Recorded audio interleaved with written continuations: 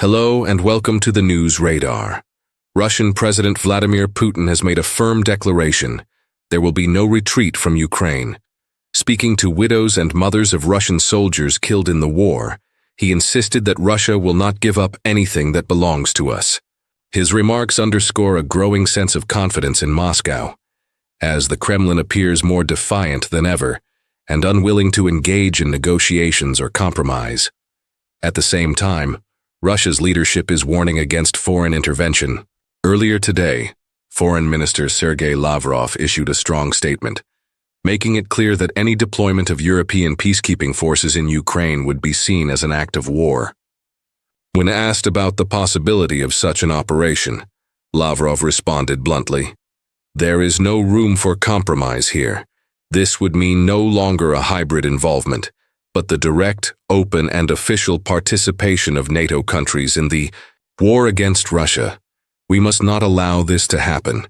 His words echo a broader shift in Russia's rhetoric, one that suggests the Kremlin believes it is gaining the upper hand. That belief is fueled, in part, by developments in Washington. Just weeks after a phone call between former President Donald Trump and Vladimir Putin, the United States has paused military aid to Ukraine and stopped sharing intelligence with Kyiv.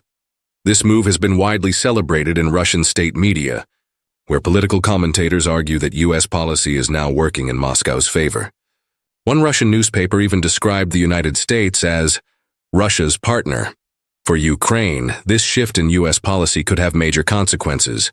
Ukrainian forces are already struggling with shortages of ammunition and equipment, and any further delays in American support could weaken their ability to resist Russian advances. While European nations have pledged continued military assistance, Ukraine remains heavily reliant on U.S. aid. The growing uncertainty in Washington is raising concerns in Kyiv and among Western allies. Meanwhile, in Moscow, President Putin continues to rally domestic support for the war. In a private ceremony at the Kremlin, he awarded Russia's highest military honor, the Hero of Russia Medal, to the widow of a fallen soldier. Shortly after, he met with more families of Russian troops killed in battle. Addressing them directly, he doubled down on his commitment to the war effort, declaring, "We're not going to give ground. We need a peace that works for us." Those remarks reinforce the message that Putin and his government have been pushing for months. Russia will not accept any outcome that does not align with its interests. Back in the West, concerns are mounting about what comes next. NATO officials continue to warn about the risks of reduced support for Ukraine, arguing that any victory for Russia could embolden future aggression beyond Ukraine's borders. Some European leaders have even floated the idea of sending their own troops as peacekeepers, a move that Russia has already signaled it would view as a direct act of war.